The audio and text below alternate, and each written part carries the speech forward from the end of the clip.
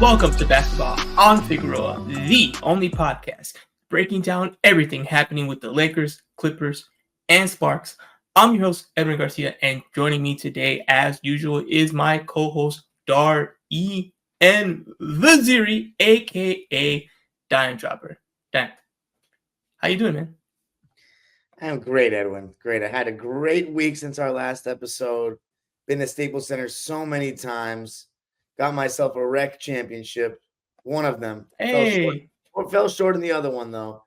But at least I walked out of there with something, and I had a great time. Just life is going pretty well for me right now to start 2024. So I love that. you love to see it.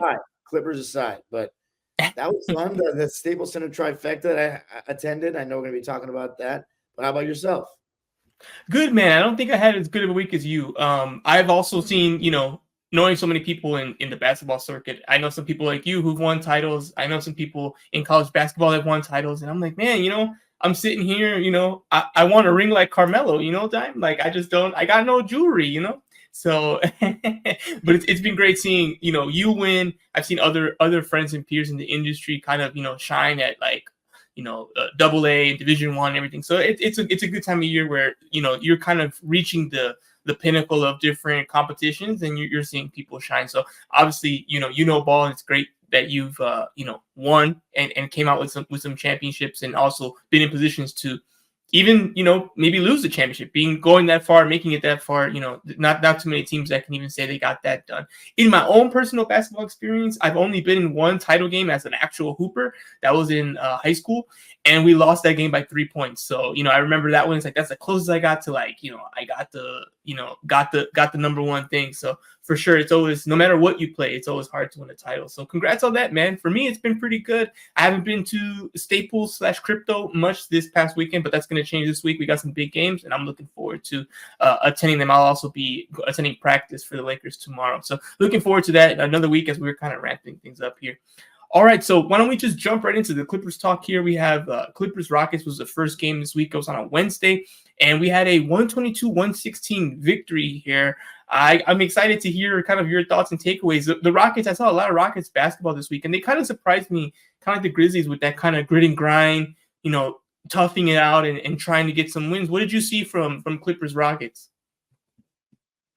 A complete tale of two halves. One of those games where the Clippers looked like they didn't even care in the first half, lethargic, looked slow and old. We're down by 20 points. And then the second half, they started becoming a serious basketball team again, and it starts with Paul George. I talk about, you're going to hear it a lot this week, but I keep talking about the duality of PG. Sometimes he's settling constantly, catching the ball too far away from the basket, dribbling too much, taking bad shots, and has some really bad misses too. Then there's other times when he's getting more aggressive, and he might still shoot a jump shot, but at least he's trying to get downhill and will stop on a dime, has his defender on his heels, those kind of things, gets to the basket. So things change in the second half. Kawhi Leonard had a really solid game as usual, and James Harden had 21 points. So each of the big three, so to speak, with Westbrook out, the true stars on the team in terms of basketball right now. I love Westbrook, but he's not an all-star anymore.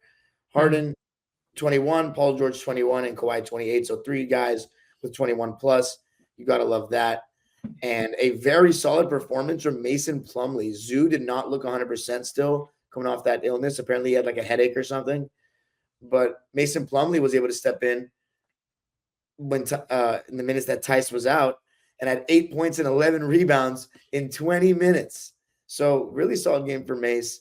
So at least the Clippers got out of there with something. Yeah, no, I think you're right. And again, at this late in the season, I know people want to see the team kind of hitting its stride. But for any team, right, you're looking good. But sometimes it is just about grit and grind it out, get the win, and, let's clean things up later. You'd much rather have that than losing and underperforming regardless of how good they played. So I think that's the case here. Like you said, this wasn't the first time the Clippers have fallen behind against a team like the Rockets and then kind of rallied back, got it together. When you're a team of a higher caliber, you kind of do have that play with your food, privilege a little bit. And the Clippers had it. They kind of used it. But, hey, credit to them. They cleaned it up. They got it together. At the end of the day, they're better player for player in any kind of aspect you look at compared to the Rockets. So it makes sense they got the win. At the end of the day, at this point of the season, you're happy you got the win. No further injuries besides the ones that you came in with, and you'll take it from there. Couldn't say the same for the Lakers. Same day, Lakers Kings. We talk about different games have different importance. This one was a big one. It was a chance for the Lakers to gain a game against the Kings, who are in front of them in the Western Conference standings, and it was a chance for them to keep hope alive, keeping even in the season series. They came into the season series down 2-0, but 2 games to go. So if they win those 2, they'd even it up, and they'd kind of kick the can, the tiebreaker, to a different aspect, of the tie-breaking sequences. But instead, they lost 130 to 120. They lost. That means they went back another game in the standings to the Kings. That means they also lost the tiebreaker. So if they do end up even, the Kings will have the advantage. And, frankly, they looked very frustrating for most of the game. The beginning of the game started off great. And I came into the game, I was very confident the Lakers were going to take care of business. I'm like, look, I don't trust the Kings. I don't think they're ready. I think the Lakers are. Anthony Davis had a bad game the last time that he played against Sabonis, but he was kind of injured and stuff. He's relatively healthy now. They're going to come in and they're going to dog walk him. That was kind of my mentality. And I was right for the first 7 minutes. I was like, yeah, that's what I expected. They were up by 19. I'm like, yeah, the Kings don't have anything for this team. This team's way better. And then, of course, it just started going the other way. Things got lackadaisical, things got sloppy. You had so many big games. De'Aaron Fox just started attacking. The minute AD was subbed out, he just went in attack mode. And once he got in a groove, they just couldn't get him out of it, regardless of what lineups they put up there. He was just an absolute monster. Sabonis was really good on the boards. He was a beast. 20 rebounds compared to AD, who had 11, but 11 of 20. I mean, yeah. And I think I've made quote-unquote excuses for AD against Sabonis and said, oh, the context and this and that. This was one where I had to just, sometimes you got to just take the L and be like, you know what? Okay, I don't know why, but he has had his number. I think he's 8-0 whenever they play against each other. And whether you look at the team versus team, individual versus individual, every single time, all metrics we can look at, Sabonis has owned this matchup. So do I think Sabonis is better than AD? No, but he's giving them problems. The proof is in the pudding, and I had to kind of just eat it there. I was just, sitting there in the 100 section like, man, this is not fun. That second quarter of 44-20. Those were my big takeaways, being in the stadium and watching the game live, and also, talking to the players after.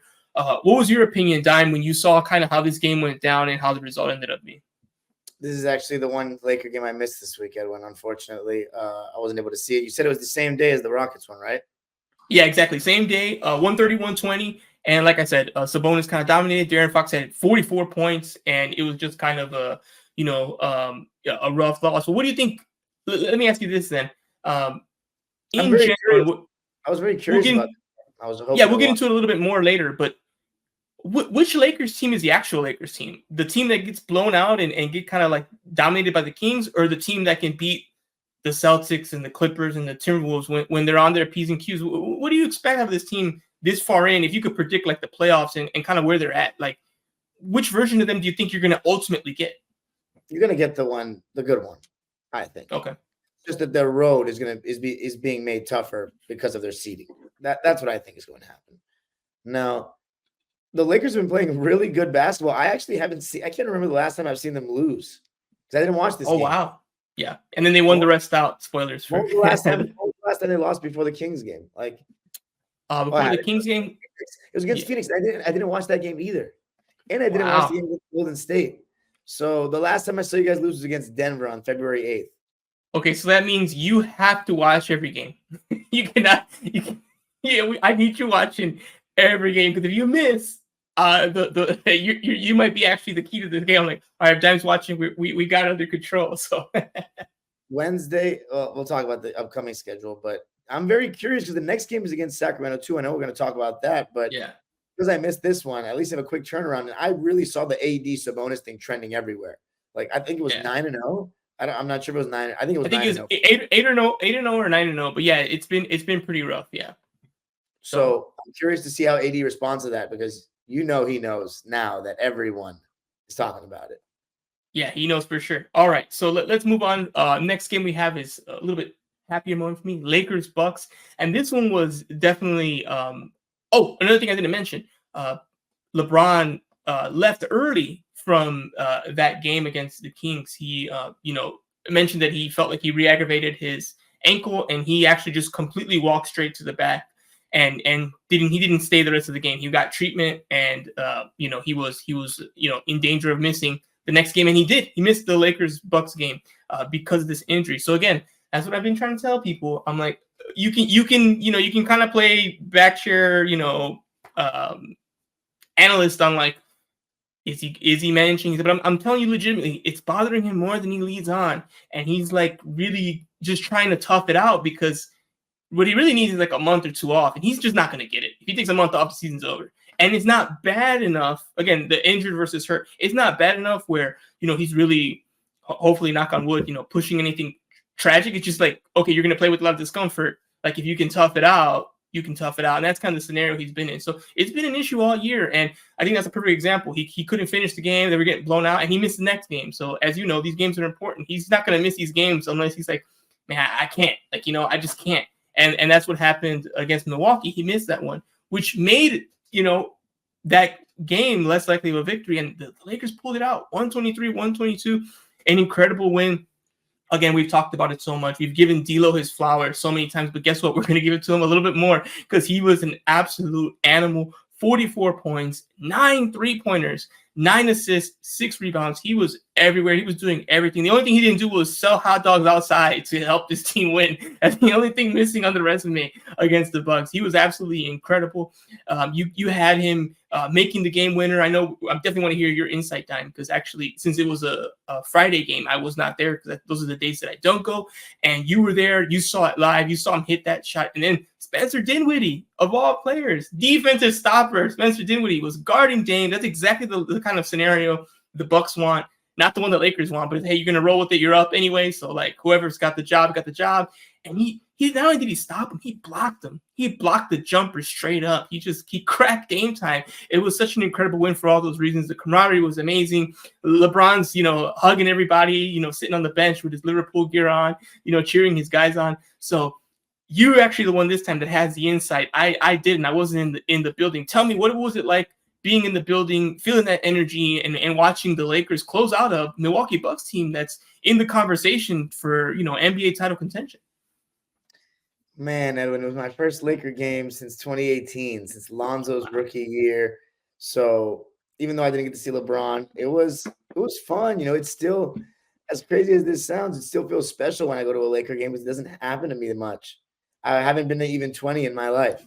So, for the Clippers, I've been to that building so much. And I still, despite the fact that I'm excited to move on, I really love the part of this arena that you can go to 2 different NBA games and it feels like a totally different stadium. The lighting is different. I was in one of those gold rail suites, not suites, those gold rail box things they introduced this year in like the 100 section. You know what I'm talking about? Oh, yeah. That sometimes I think that was new. Yeah. Yeah. So it was a good time. It was exactly what I remember a Laker game being.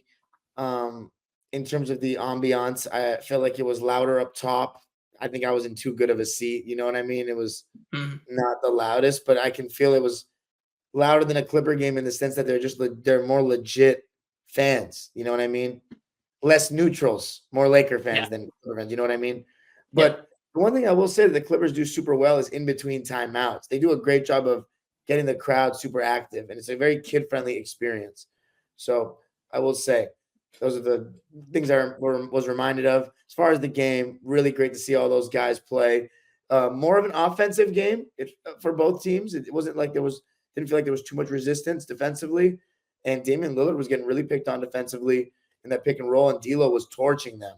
I mean, it's just been an amazing D'Lo we've seen the last couple of months, maybe 2 months, and the way he closes games, as you've seen, not just in this tenure with the Lakers, but his original tenure with the Lakers, the ice in the veins, that's when it started with him hitting those big shots, and he has those really clutch moments, so it makes you think you can get that D'Lo, and even if he's not going to shoot efficiently all the time, if you can get that D'Lo closing games well, it can give you that component the Lakers kind of lacked last year in the playoffs. That's what I would be thinking as a Laker fan, because the way he's playing right now, that's all-star caliber impact. On a game like that without LeBron to carry the offense, and AD had a really good game, but he wasn't super active in the second half. But you have to say his roll gravity, is the thing, in that pick and roll because D'Lo was walking into floaters.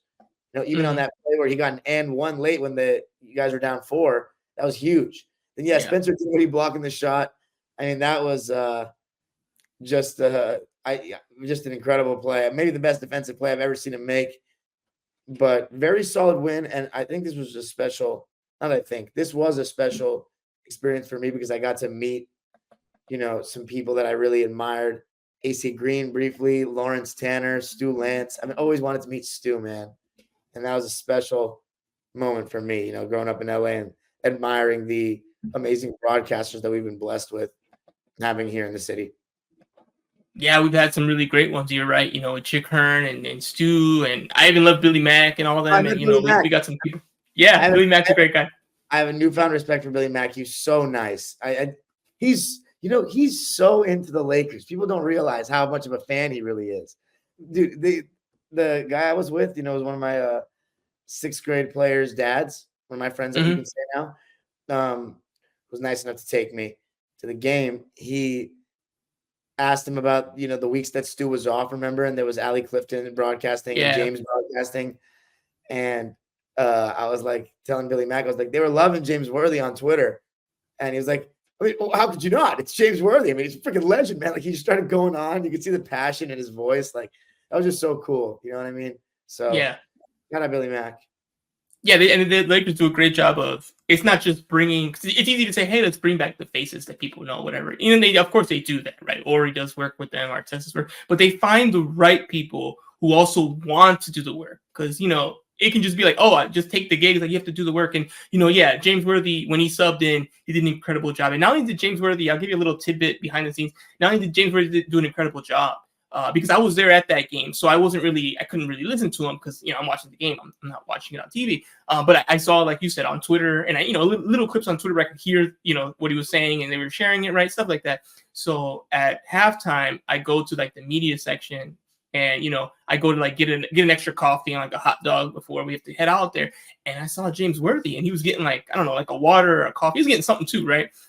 And, I rarely talk to James Worthy. I interviewed him once and, there's not really much reason for me to directly talk to him. So I only talk to him every once in a while, but this was a good moment. So I was like, hey, I'm like, just want to let you know, like the fans on Twitter, like they're really liking what you're doing, man. Keep it going.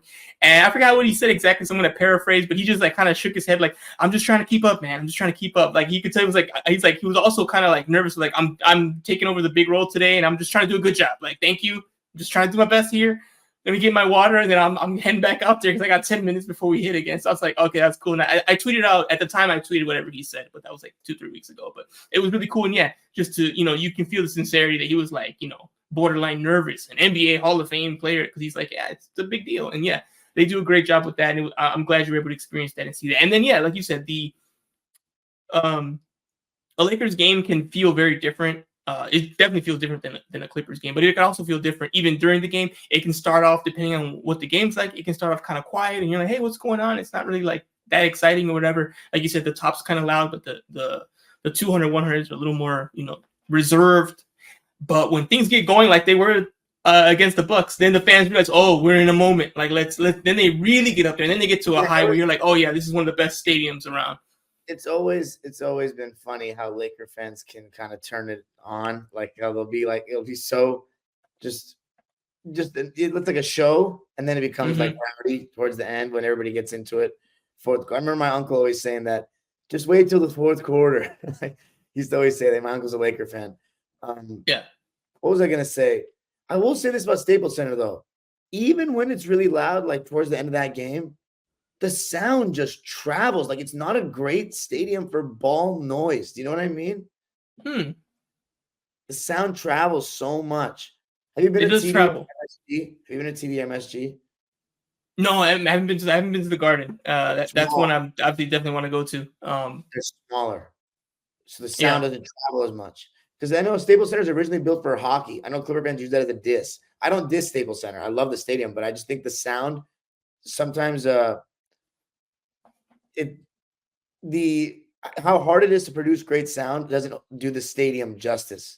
I have to say though, they have a little bit of a renovation on the inside because I was walking around and the 100 concourse and by the concession stands and one of the roofs, like you could see the pipe and stuff. You know what I mean? Like it was. Yeah, they're making some changes. They made some last summer with obviously, because Clippers got the same, benefit of like the screens and the scoreboards, and they upgraded some of the VIP stuff, and they'll be doing more this summer once the Lakers and Clippers are both done. I'm not sure exactly. I don't think they've revealed what they're working on, but in general, they want to change the seats. They want to change a couple of sections. I think they might be wanting to upgrade the scoreboard within the next 5 years, if I'm not mistaken. I can't remember. This is all like well, I know they want to. So they want to make the part of the 300 section when you're walking behind the basket like a see-through when you're walking around, like you can see through the court. Yeah, so they have a few things, and that's part of the whole Crypto.com arena name and the 100 mil. Like it's going towards that stuff. It's like a 10-year plan of renovations, and they're like in year. This will be like the third year of that plan. The first year I didn't see many changes. The second I did see some, and I think this year it's going to be more significant. So yeah, just trying to spice it up. It won't be into a dome. It won't have the brand new. It's a remodel, but they're trying to refresh and kind of keep it competitive with what's going on. So yeah, that was a great game, a great win for the Lakers. And then after that, the Bucks stayed here, and they did not take the double L, Dime. They did not. They hung around, they stayed in the city, and they actually were.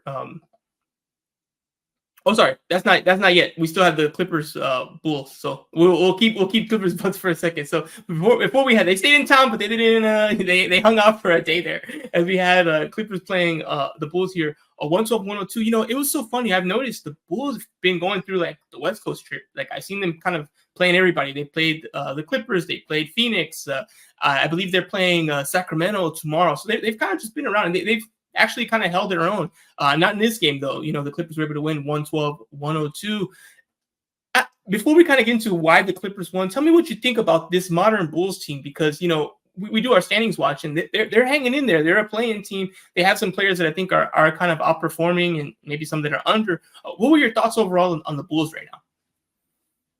They got some good defenders on the ball, like Audisumu and Alex Caruso, but they're a playing team. Kobe White's really improved.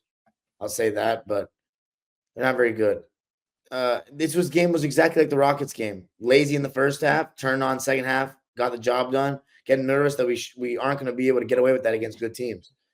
And that was a quick turnaround for me, Edwin. Got home at like 10:30, 11. Had to wake up, go right back in the daytime, these matinee games. And then 22 hours later, can we talk about how much of a crime against humanity that was? 22 hours turnaround an NBA game? Is that even legal? Let's get into it. So we'll keep it short there. Clippers took care of business with the Bulls. And yeah, again, sometimes the teams aren't set up for success, right? Like personally, I don't like back-to-backs ever. I just don't. As a fan, you kind of do, but even now that I work it more, it's like, I don't want to be back here. Same thing happens to me, right? And I'm just sitting down writing. Like I'm not competing at a high level. And then my beef with the back-to-backs is the other team is rarely ever on the back-to-back. So clearly one team's at the disadvantage of a back-to-back and the other isn't, right? So just like the Bucks, right? They weren't having to go through that. They're still in town, but like, I don't know if Giannis went to the pier the day before or whatever, but like he's not playing. So it is unfair for the Clippers. They have to play the back-to-back less than 24 hours, like you mentioned, and the other team didn't. And, 124, 117, you don't want to start, hypothesizing a loss, but you wonder, hey, what if we had the same rest they did? Maybe that 8-point swing is what we need to get a win, right? So it's frustrating. But again, I understand it's really hard to fit 82 games for 30 teams spread out. I get it. But again, that's why everyone's kind of on board with like, hey, can we eliminate these back-to-backs? And for me, it's eliminate them, or it's kind of kooky, but can at least we both have back-to-backs, so I don't feel like I'm the back-to-back team and they're not, And yeah, it's a tough thing with scheduling. But this was a perfect example. The Bucks stayed in town. They got the day of rest. The Clippers did not. And the Bucks now were able to get the win, 124-117. Giannis had a monster game. Again, he kept getting to the free throw line and converting 10 for 15, right? That is kind of his MO as well. Just, being the hammer, going towards the rim and just either initiating the contact, creating the contact, getting the whistle there. He had 34 points. He didn't really have any Clippers player here go off. I'm looking here, and obviously because of the back-to-back, maybe there's some players that were absent. Dime was able to show up, but maybe not the rest of the roster. Dime, how'd you feel watching this game after going through your like 3 games in the last like 4 days here at LA? Oh, 3 games in 3 days. 3 days. There you go. Even more. Yeah, 3 days, 3 games in 3 days. That's right. We load managed Kawhi and Paul because of that short turnaround. So I think it was a great effort. It's actually the most consistent 4-quarter effort we've had since after the All-Star break. You got Bones Highland playing well. Zubac's starting to look like himself. He actually did a decent job on Giannis. And then Brandon Boston didn't have a good shooting game, but his defense was really good. And he dunked over 2 guys. Blew by Giannis, dunked over him and Oh Bobby yeah, Hurd. yeah. Sick. I couldn't believe it. So I'm about to release a vlog of that actually around the same time. Oh, no. The vlog will be out by the time this is out. So check that out. So, yeah, it was a fun game. They tried for 4 quarters, but ultimately no Kawhi, no Paul George. Dame and Giannis had a good game. Each had 30-plus points. So they got the job done. And it was really hard when Dame, you're playing drop coverage. He's walking into threes and knocking every single one down. And sometimes you show a little bit higher. He made the pass to Giannis, and then you have those 4-on-3 situations, and they were getting good shots out of that. So that's why it's hard to guard the Bucks. It sucks losing to Glenn Rivers, really does. But did he hear you? You think? I haven't watched the vlog since it's not live yet, but he got booed a little bit on the introductions, and I was definitely one of the loud booers. But James Harden had a double-double, but he was 5 for 16. He's been looking a little slower lately. He's still, creating good shots in the pick and roll, but he hasn't been getting by guys the same way the last couple of weeks. And then Terrence Mann has been playing really well lately. 16 points in this one. And ever since the All-Star break, he's been in double figures very frequently. So hopefully the Clippers can find some sort of consistency performance-wise going forward, because the number 1 seed is still there for the taking, in my opinion. We'll talk about it later. I think we might be. We'll put a pin in it. I'll keep my thoughts there. One thing I do want to highlight is Norman Powell. 26 points in this game. I feel like he had a strong showing. I know you're not a fan, Dime, of the PJ Tucker minutes and the role he has there. I still think PJ Tucker will ultimately help win something in one of those. Like, I have a feeling just the playoffs. He'll step it up for 1 or 2 games. But I really like what I saw from Norman Powell. I like Norman Powell in general. This season, we'll get into maybe if he gets any awards from me in a moment there. But I think, again, when players are missing, there's minutes available and there's opportunity there. And I think he did a good job, even in the loss. I think that's a promising thing from Powell, which, again, he's been good all year, so it's not really a shocker, but it was nice to see, okay, he was out there producing. All right, so final game, and then we're going to get into the quarter awards, and I'll explain those for those who didn't hear them last time. We got Lakers, Timberwolves, and I mean, this one was banger. It's so fun when the Lakers are clicking, especially when you're watching it from that perspective. Obviously, we have to start with the caveats of they didn't have Cat, they didn't have Rudy. Those players are out. I think Edwards was like questionable, and obviously he did play, but he's not 100% either because he was kind of borderline there. But he did perform, he did play, and the Lakers it was just the AD show. That's all I talked about on my my recap the morning after. I just stayed on AD because I'm like, what, he put up just like gaudy numbers: 27 points, 25 rebounds, 7 steals, 3 blocks, 5 dimes. I mean, he did. I mean, you couldn't. That's like, if I tried to do this in 2K today, I don't think I could do it. Even if I would miss one of them. I wouldn't get enough steals. I wouldn't get enough blocks. I don't get you might I get 22 rebounds. You may not even be able to do that on 12-minute quarters. Yeah, it's rough. Those numbers were ridiculous, especially the defensive one. 7 steals alone. I mean, you'd have to make sure I jump in the passing lanes to, I got to get those steals. Like, how could you stat pat for steals? That's pretty difficult. So he was absolutely just a monster. And he should have been, right? Like, you should smell the blood in the water, right? Oh, there's no Cat. There's no Rudy. Okay, so I guess I'm just bigger, stronger, and faster than all of my opponents today. So go out there, go get it. So definitely give him credit. 39 minutes. LeBron came back, played 38 minutes. He kind of like sleepwalked through the first half. Watching, he had like 8 points at halftime, and he didn't look like he was aggressive. Again, he's kind of nursing that ankle, and I think he was just kind of warming up and seeing how he felt, and he played, to that. In the third quarter, he came out guns blazing. He was dunking the ball. He was active. Again, I think that, I don't know, and he won't ever like be truly honest about how much is bothering him. I think once he warms up and stuff, he feels like he can give it a go. He went, and he knew, again, against a team like the Timberwolves with those players out, he had a little bit of time where he could, kind of get it going. And I mean, yeah, they just dominated pretty much once the third quarter went on. And from there, they kind of took care of business. They had a really good fourth quarter as well, 29 points over 17. So they kind of, put it out of reach in that moment. And Austin Reeves, he had that ridiculous crossover. He was just putting people in blenders. D'Lo was on the bench dancing. It was just, again, when the vibes are good, everything's great. The sun is shining. The food tastes better. It was one of those games where just okay, AD's decided he's a god today, and we're just gonna win. And that's what they did. Even Taurean Prince, the player Lakers Twitter hates. The game was kind of close starting in the fourth quarter, and Ham decided, I'm going to go with Prince over Rui to start the fourth. And right away I heard, oh my God, here he goes.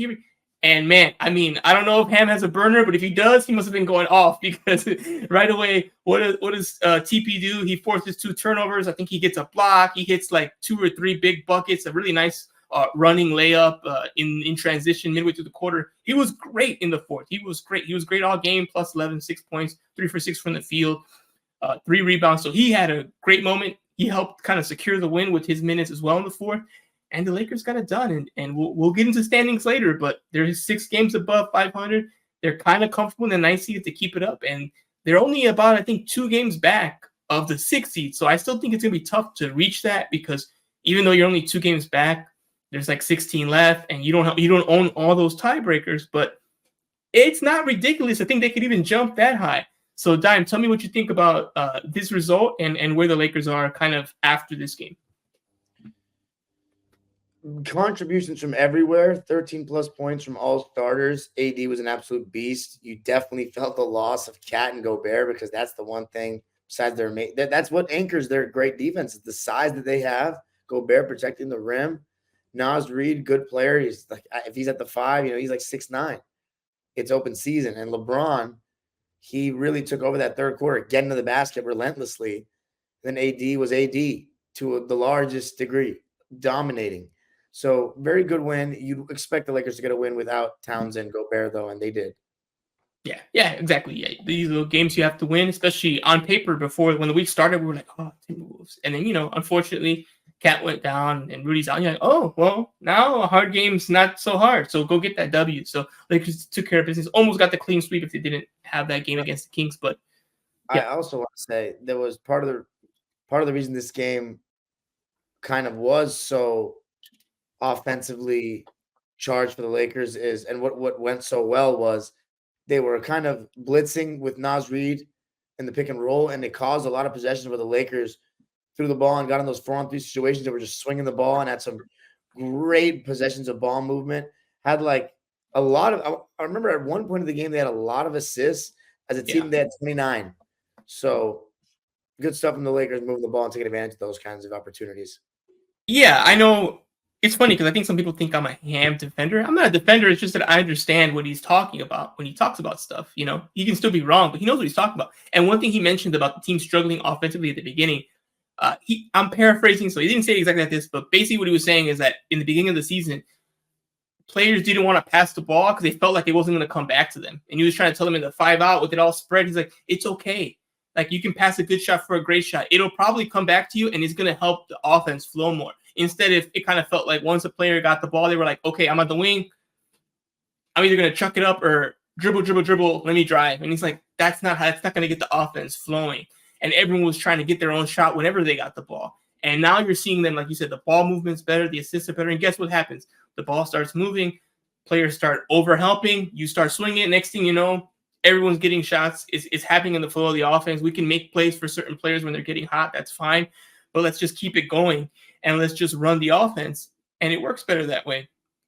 And I'm glad you pointed that out, because that's something that I've been noticing as well. And if you look at all the stats for the Lakers, since January pretty much, the offense is top 10 offense, top 15 offense, top 11 offense. The numbers have gotten way, way better on the offensive rating, the shooting percentages, 3-pointers. And that a lot of that has to do with D'Lo as well, and the team kind of being healthy, and players are kind of slotted better with Rui starting generally and all of that. So it's been a combination, getting players back, putting players in position to succeed, the team getting comfortable with the offense more, and D'Lo kind of stepping up. Now things are looking better, and we'll see how they go from here. All right, so let's go ahead and do the third quarter awards. So for those who maybe forgot how it works, we've been documenting MVP, Defensive Player of the Year, 6-man, Most Improved for each team. So it's not for just the general NBA. It's just looking at the individual team. If we gave these awards out, who we give them to? And we've just kind of done it regular quarters.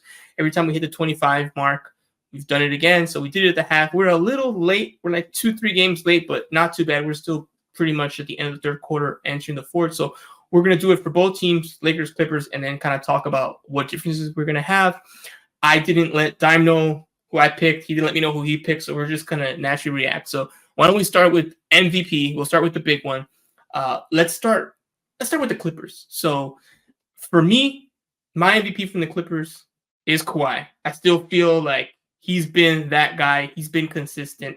The numbers kind of back that up as well. And I still think this team goes where Kawhi goes. PG's right there. He's going to be extremely important, but I still think Kawhi's the one, like you said. You said he's one of the best small forwards, period. If he is that and he's that important, he's going to be needed to get this team to where they want to go. That's my MVP for the Clippers. Dime, who's your MVP for the Clippers? Same thing. Echo everything you're saying. Kawhi has been the guy, one of the best players in basketball this season.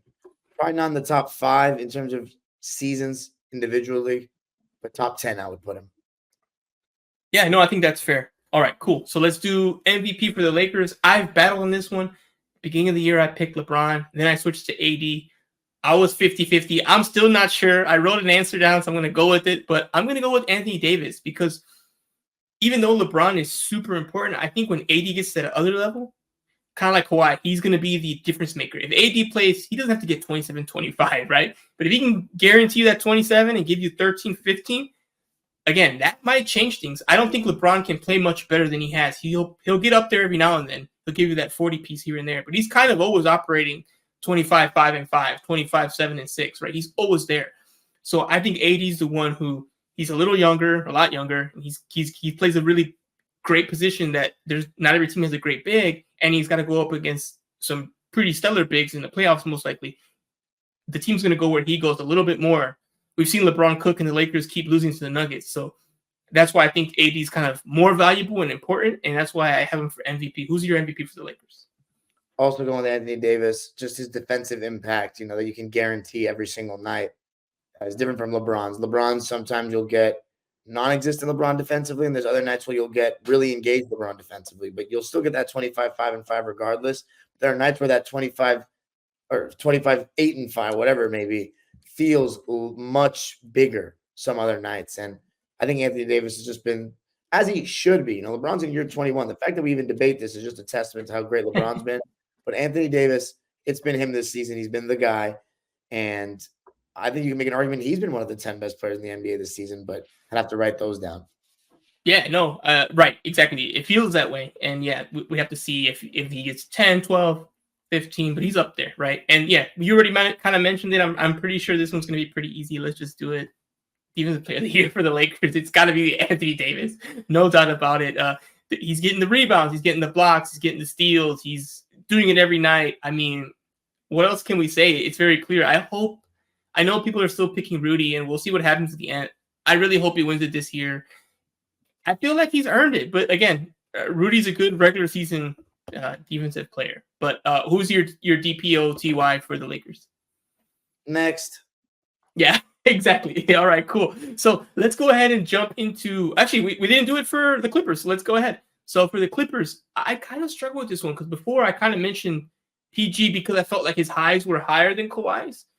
But I thought about it more, and the consistency is where I think I have to reward. So I'm going to go with Kawhi Leonard. So, Dime, I'm curious. Who do you have for the Defensive Player of the Year for the Clippers here? 4 for 4, Edwin. Kawhi Leonard. Wow. This All is right. the consistency. Every night you can get a decent Kawhi defensively, and our defense really falls off when he's not in because we don't have a true power forward right now that's actually playable, despite your PJ Tucker optimism. And Optimism. Kawhi, Kawhi was big time. Okay. Yeah, fair. Okay, cool. So it feels like we're right there. Okay, here we go. 6 man. Maybe now we'll get some variance. Like I said, we didn't look at it. So, and it's good. That means that either we both do or don't know ball the same amount if we're making the same answers. All right, so 6 man, I really struggle with the Lakers because they keep changing the lineup. They keep changing who the top 5 is, and it keeps rotating. So I didn't want to pick someone who definitely was a bench player, but like 9 or 10, because I don't think that was true 6 man. So I'm really zagging here. Maybe some people throw tomatoes at me, but I'm going to go with it. I'm going to go with Taurean Prince. I feel like Taurean Prince will definitely be a bench player. He's absolutely going to play significant minutes. We know Ham likes him, so I think he's guaranteed 15 to 25. And I feel like that role is perfect for him. That's really where he belongs. Be a good defender. Hit the open three if you got it, but don't try to initiate yourself in the offense unless you got an open look. And just do that. And I feel like this is a good role for him. I feel like regardless of who is or isn't available, he should probably be the sixth man. And I think he's a good sixth man. So that's my sixth man of the year for the Lakers. That's kind of how I approached it. Who did you pick then? I think you're on the right track because I literally put, no answer because there's been so many different attempts to make somebody a sixth man, from Austin Reeves initially being that guy. And then I thought, okay, maybe Austin Reeves is going to be a sixth man of the year candidate this year. And then D'Lo gets put on the bench. I'm like, do they want 2 sixth man of the year candidates? And then they get no starters. They both get put back in the starting lineup. And everybody's like, and now the team looks closest to their Western Conference Finals counterparts last year, or, Version of them, version of themselves.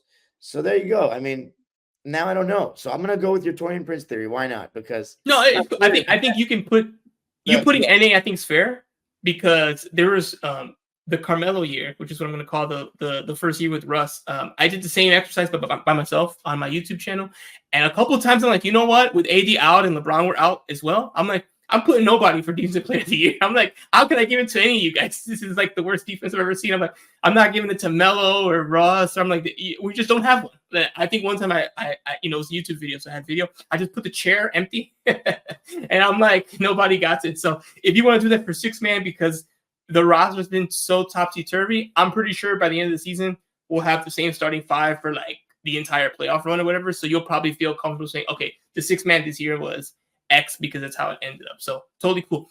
Most improved. Actually, we got to go back to the Clippers. Six man. I struggled with this one too. You guys are a little more consistent, but I was more underwhelmed. I didn't feel like I had as much variety. So I personally went with Norman Powell. That was my six man. Who do you have for the Clippers then? Norman Powell. He's been more consistent and played more in the end of games than Westbrook because he's better fit alongside the three guys that they've empowered in this organization. And of course, Russ is injured now, so it kind of doesn't make sense to put him there because, with so much basketball left, I don't know when he comes back, if he comes back. So that's another reason why I kind of took Russ out there. It'll be interesting to see, since next time we do this, it'll be when the season's over. Does Russ come back? Is he healthy enough? Is he six man? And does he have some incredible playoff series that makes us say, you know what, he's the sixth man of the year because, he won, game 5 by himself or whatever. So I'll be very curious to see how that develops for them. Again, six man is always a little interesting because it kind of does shift throughout the year, depending on what the roster's starting five is and what the depth chart looks like. All right. So final one here for our awards. And then we're going to look at peak performers. We have most improved. Again, I struggle with this one because I feel like the Lakers had players that marginally improved, but nobody who really blew it out. So I went with Austin Reeves because although his numbers are only a little higher, they are higher. And this year was the first year he kind of got a big responsibility right away. We saw him kind of flounder a little, but he's kind of recouped and he's kind of still kept a big role on the team regardless. So for me, that's Austin Reeves for the Lakers. Who did you pick for the Lakers as the most improved player? I went with a guy that wasn't even on the team last year, and that's Cam Reddish, because I feel like he's had his biggest role on a decent team. He's gotten his most minutes per game. most games played since his rookie year. Wow. And that's because that was his most prominent role in any rotation, and that was a bad Hawks team.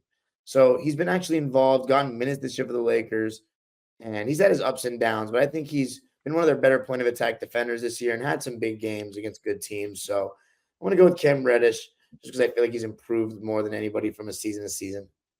Okay, that's fair. All right, and who's your most improved for the Clippers? I'm going to go with another guy that wasn't on the team last season, and that's Daniel Tice. The way he's kind of revived a role for himself on a team that's good has been crazy to see. So Daniel Tice. Okay, fantastic. And for me, let me actually pull up my numbers here. I actually went with Zoo because I feel like one, Zoo's improved a little bit, and two, again, he's had it kind of is the same role but slightly bigger, and I think more eyes are on him. People, you've mentioned it, like Zoo's gonna be a deciding factor. He has to be healthy. He has to be good. We're gonna get killed if he's not the best version of himself down the stretch. And I feel like overall he's had his moments again, especially early in the season. But he's kind of risen up now. I know he was banged up this week, but in general, week before and all that, I feel like he's kind of showing that he can handle it and he's going to be okay. So I'm still a little nervous, but I feel like right now, yeah, most improved. And if he can give you those good performances when it matters, I think then we'll definitely be like, oh yeah, he really improved. And we'll kind of think, hey, are we at the prime of Zoo? Can he get a little better? Like that would be kind of interesting. So yeah, I think there still might be a little bit of juice left in Zoo in terms of his highest potential. So I'm excited to see it. You know, former Laker, of course. Unfortunately, I don't know what Magic was thinking that day, but so all right, there we go. Next, we're gonna do just really quick peak performers. This is pretty simple. This is just each team's top player according to points per game, assists per game, and rebounds per game. Kind of like a triple crown thing, just to see what the numbers are. So you won't have any takes here. I'll just go ahead and rattle them off. So the peak performer in points for the Lakers is LeBron with 25.3 points per game. For the Clippers, that is Kawhi Leonard with 24 points. And for rebounds, we have Anthony Davis with 12.5. And for the Clippers, we have Zoo at 9.2. And for assists, we have LeBron again, 8.0. And we have James Harden for the Clippers with 8.3. So what's interesting to me is LeBron isn't anywhere else on the list, but he is when it comes to points and assists. And we don't have PG anywhere on this list, which I find interesting. Do you think there's anything to that, or is it just kind of coincidence because of how specific each award is there? No, he's not the best passer. He's not the best rebounder, and he's not the best scorer. So then he's not. Those are kind of the basics of basketball, right? Shoot, pass, defend. That is pretty much it. Well, here's the thing. He's top 3 in all, I'm guessing, maybe. Yeah, because his averages, he's 22 points, so just one field goal basically is the difference. When it comes to rebounding, he's a little down there. Let me see. His name's kind of low here. Where is he at? He's got to be behind and Zoo. One other player. Can you guess? What are the players he behind? No, he's above Harden. Westbrook? Plumlee, 5.8. Okay, well, that means he really rebounds when he's in. Yeah, exactly. Yeah. And then he's top 4 in assists, of course. Harden, Russ, Kawhi, and then it's PG. So yeah, you're right. Again, no knock against him. He's going to be important as well. A great two-way player, but just not as good as the other players in those individual skills. All right. Let's go ahead and do standings watch. Normally, the last couple of times we've actually done standings watch, keeping up with the standings in the NBA. We've actually had all of the night's games done. I think we still have a couple going, so it won't be perfect because it'll fluctuate as the night ends and then heading into the morning, depending on when you listen to it. And with the standings being so I guess I'll just use the word volatile because it's just so intense right now that it's a little bit rough. We're gonna go ahead. I'm gonna pull open ESPN here, and we'll at least get the most current, at least at the time of this recording, one that we can get here. All right, so let's start with the East. Again, we're only gonna go with teams that are officially in it right now. Everything's ended. So starting at number 10, we have the Atlanta Hawks. Actually, I'm just gonna go with the last names. Number 10, Hawks. 9, Bulls. 8, Heat. 7, Pacers. Those are your play-in teams in the East. And if it ended now, these are your first 6 automatically in. You can start with the 76ers at number 6, 5, Magic, 4, Knicks, 3, Cavs, 2, Bucks, and first place, as usual, Boston Celtics. All right, now in the West, number 10, Warriors, 9, Lakers, 8, Mavericks, 7, Kings. Those are your play-in numbers, so we're definitely going to talk about that in a moment. And the first 6 in, number 6, you have the Suns, 5, the Pelicans, 4, the Clippers, 3, T-Wolves, 2, Nuggets, and number 1, Thunder. So, Dime, let's start with the East. What stands out to you, / what do you want to talk about these Eastern Conference standings right now? So, with Atlanta having injuries, are the Brooklyn Nets done? Are they going to not make a run at that 10th seed because they're 4 back in the loss column? But can the Hawks keep, afloat? I think they will. I think the Hawks will keep afloat. Okay. And then the other ones haven't been too much change, but because Miami, Philly, and Indiana, they're separated by almost nothing. Same with Orlando. I think it'll be really interesting to see if Orlando can get a playoff spot and avoid the play-in. go straight from not making the play-in to making the playoffs outright. That would be an impressive leap this season for them. Then the only other thing that stands out for me with the East is that Milwaukee has regained possession of that 2 seed, and they're playing really good basketball lately, and they're 7-3 in their last 10. Shout out Glenn Rivers. He's the only positive you're going to get from me ever. What I want to talk about here is unfortunately some negative news. I don't think the 76ers make the top 6. They're only a half game up. Unfortunately, Embiid's out. Maxi's a little shaky here. I just don't think I think they're floundering. They're 4-6 in their last 10. They're struggling. It sucks because it's injuries. It's not the team's performance or what they can be when they're healthy, but injuries matter, right? Like you miss Joel Embiid, look what's happened. And I think there's just enough games for them to go into. I think they'll still make the play-in. I don't think they'll fall off a cliff like that. But it's only a half game for the Pacers. I think they catch them. The Heat are only a game behind. I think they might catch them. So I think they might be in that 7-8 spot somewhere. Maybe 9 if things go disastrous. But I think they hit the 7-8, and I think unfortunately that means they'll avoid it. And I think the Heat are a team that really needs to. It's cool that they keep on coming back from such a low seed, but I think they really need like a top 6 seed. Get a top 6. I don't think they're worried about any matchup with anybody anyway, but just get a top 6. Don't have to fight that first weekend, getting into the playoffs, and you can maybe get a better matchup because even though the Heat are really good, you still don't want to play a healthy Boston. Even Milwaukee, they got their number, but I think you'd rather play someone like Cleveland or Orlando or New York and play that and also get those extra days of rest. So I think my prediction is Miami's going to make the playoffs in the top 6, and I think unfortunately Philly's going to fall unless we hear that Embiid's back next week. So that's kind of where I think things are there. All right, the West, obviously I'm super fascinated with the Lakers up and down. But right now they're a full game ahead of the Warriors, which isn't much. That can change this week, but I think they're gonna at least avoid the 10 spot. The question is, can they get maybe not 6? I think 6 might be a little too far, but 7 and 8 are definitely on the table. They're a game and a half behind the Kings and Mavericks, and they got that Kings game coming up, so they can catch up a full game on them and only be a half game back by Wednesday night if they take care of business. You also have later on, you have in the week, you have Warriors, Mavericks. So someone's going to lose ground to the Lakers, and someone's going to gain ground too. But that might be an interesting thing as well. So I'm going to ask you, Dime, where do you think the Lakers can jump up to 7-8, or are they kind of keep on doing this little game where they win 2, lose 1, and kind of can't fully gain ground?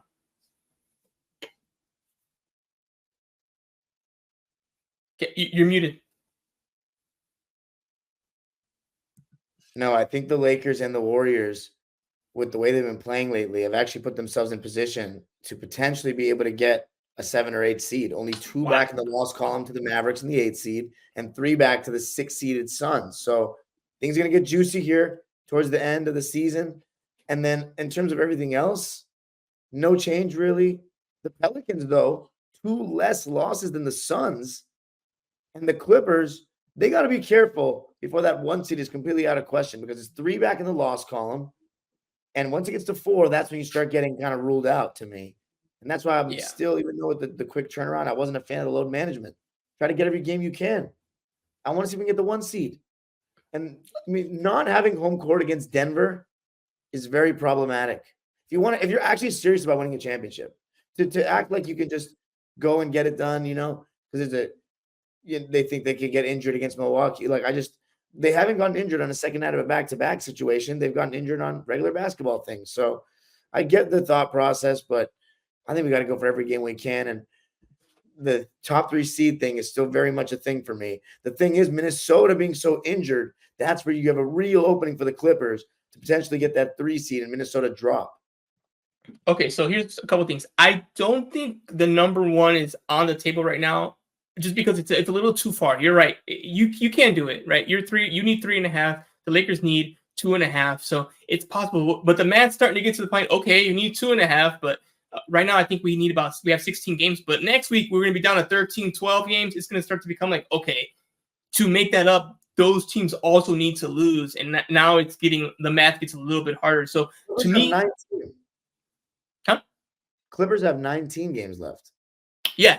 So they have a little bit more, but I'm still for me, I'm almost like, it's out. I don't think the team should think that, right? I'm just saying for myself, being like, I think they're out. I think they should think, hey, yeah, like you said, let's get everything. It's not that many games. Let's do it, right? I do think 3 is on the table. I think 1 and 2, it might. I think at this point, it's probably going to be Oklahoma and Denver because both want it. It's very clear both want it.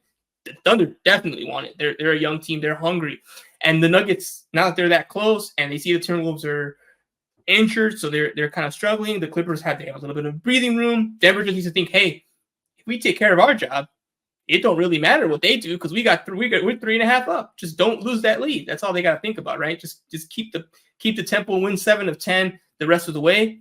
You'll be fine. It's unlikely they're going to go 18 and 2, so you'll probably be all right. So that's how probably the mindset the Nuggets are having here. So I think the Clippers 3 is definitely on the table. I think a little past that, I would have to see a couple like really impressive weeks, which that's how we do the pod. We'll see how those weeks look.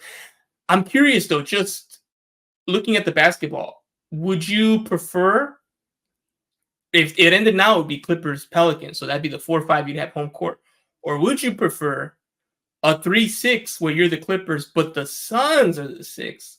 Would that make you nervous playing the Suns in the 3-6 series? Not when Beal, I don't even know if he's going to play every game. So no. Okay. Fair. I think the Clippers. I picked the Clippers in both. And the Pelicans match up better with us if we're being real. I just don't believe in the Pelicans. I don't know. I just feel like they're not going to do it. KD and Booker in a playoff setting are much more intimidating, but the Pelicans, just talking matchups, we really don't have much for Zion. Yeah, no one does. But he hasn't played in big playoff atmosphere like that. Like we have to take into account that I'm guessing he'll still be good, but I'm more guessing because I don't have the data to prove it. But of course, stars get made every playoff series. You don't want to be the team that, Zion was a god and he did it, right? So I get it. So that'll be interesting to see. And obviously the Lakers, I've seen fans be so optimistic. Let's get the 6th seed. And again, I think they can get it.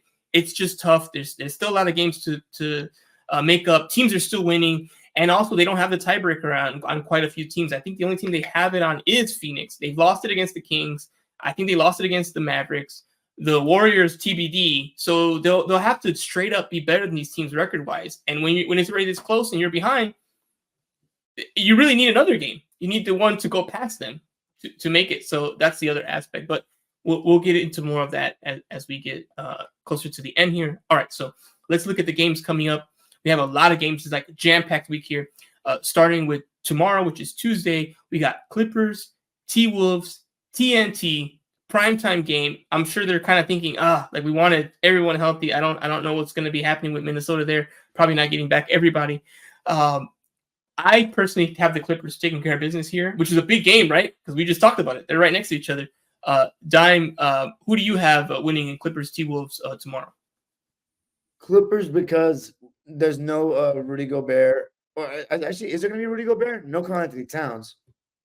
Let me take a quick look at the injury report and let me get back to you on that one.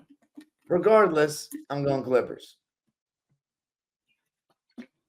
All right, let me look at the most recent injury report. I think they may still have them as like questionable and like not updated, but let's just see what the most recent one is. All right. So they have him as he's officially listed as questionable with right hamstring tightness. So that probably means we won't get an official answer either until the coaches talk at an hour and a half before the game or 30 minutes before the game when they have to release the official final lineup, roster, and who's available. So I'm guessing for the Clipper fans out there who want to know, you'll probably have to wait until 5:30 West Coast time to get that's the earliest you're probably going to get an answer. So questionable, we'll see. And I think if I had to guess, he's probably missing. I feel like if it's a hammy and it's kind of being an issue, those are a little annoying. I think they probably would have cleared him, but we're going to have to wait to get the official word on that. All right, Wednesday, another big game. Lakers at Kings. They're going to go up to Northern California to play this one. I'm going to go with the Lakers. I'm still a little nervous just because they haven't been able to top this team recently. They've lost every game this year so far, which has been 3, and this is the final one. So the Kings could sweep the Lakers in the regular season series. That's pretty rough, especially when the last 2, they were taking it for real serious. Maybe not in the beginning of the year, but these ones, they know what this means. It would be a huge win if the Clippers can the Kings can sweep the Lakers here. I'm gonna go Lakers. I think they'll get it. 7 o'clock ESPN primetime game on the road. Who you got there? I'm going with the Kangs. You know, like the beam? Yeah, I usually go with the Lakers, but I'm going with the Kangs. Okay, fair. I mean, they're a good team, so and this would definitely be a feather in their cap. They could be like, "Hey, we swept them, and we dug them into a hole." And also, they're trying to get out of the play-in themselves. So, yeah, that's what makes this game so good. Everyone's gonna want it. Everyone wants to win this game. It's important. So, all right. After that, Thursday we have Clippers Bulls. Again, the Bulls are a nice team, but the Clippers know what time it is. I think they get the W. Who you got? Clippers Bulls on Thursday. I'm going with Clippers. Okay, I got nervous there for a minute. All right, Clippers Pelicans. We have that again back to back. 2 questions then. 1, do PG and Kawhi play? And 2, does the Clippers get the W? Dime, you first, and then I'll answer. No, I just because of the question marks with what you just said and just our general matchup with the Pelicans, I'm going with no. What about PG and Kawhi? Do they play? Way they're acting, I think they're gonna miss that one. They're gonna punt again. It's tough to the NBA really didn't do them any favors. They got to go from Chicago to New Orleans overnight on the road. You're not even home. Brutal. All right. I'm gonna be optimistic and say, you know what? It's later in the season. I think they're gonna both play. So that's my take. They're gonna both play. Yeah. So we'll see. All right, Saturday. Oh man, this one's gonna be a big one. I'm gonna have to drink a Red Bull for this one for sure because I'll be there. Lakers, Warriors, ABC. 5:30 at right now. It's 9 versus 10. It might be flipped around. Maybe the Lakers jump up, maybe not, but they're right there. And this is a big one. I forgot what the season series is, but I know that the result is not. I think it's 2-1. Warriors, but the Lakers can even it up. And I'm not sure if that's the last game or they have one more. But either way, it's super tight. The Lakers need to win to try to stay competitive in the head-to-head. And obviously, both teams want it because it's a full game advantage. Lakers win, they extend their lead. The Warriors win, depending on what happens the games prior. They might actually get in front of them and have the tiebreaker. This one's going to be another one where everyone's going to want it. Dime, Lakers, Warriors, they've given us some bangers this year. What happens this time? I'm going with the Lakers. Ooh, dang. Yeah, me too. I'm nervous. No one, again, you never want to play the Warriors. They're just annoying because they got this guy named Steph Curry who knows how to shoot the heck out of the ball. And as long as he can do that, you're not safe. So, yeah, and they've been playing better. They've been playing a better rotation, all that stuff. They know what time of year it is. They know the Lakers well. They play them well. They're at home. Oh, no, they're not at home. They're on the road. That's why I'll be there. But even so, that's a dangerous team. And Warriors fans will be there for sure. They won't dominate, but the Steph stands will be there, so it's going to be an issue. All right, next game we have Sunday, Clippers, Hawks. I mean, come on. The Hawks they seem to end, right? So I got to go with the Clippers. It'll probably be a sloppy game, but they're going to get the W, right? Los Clippers, yes. Yeah. There you go. All right, our final one here, Monday, we have, again, Lakers, Hawks. Do the Hawks take the double L? Absolutely. This one I'm nervous about because you know how the Lakers can be. Would it be classic Lakers if they beat the Kings, Warriors, and then lose to the Hawks?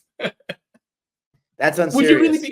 Would you really be surprised though? You'd be like, yeah, let me guess. Like, a lot has to go wrong for them to lose to that team. You're right. That's right. Yeah, they're really bad this year. Okay, I'm gonna go with the clean sweep.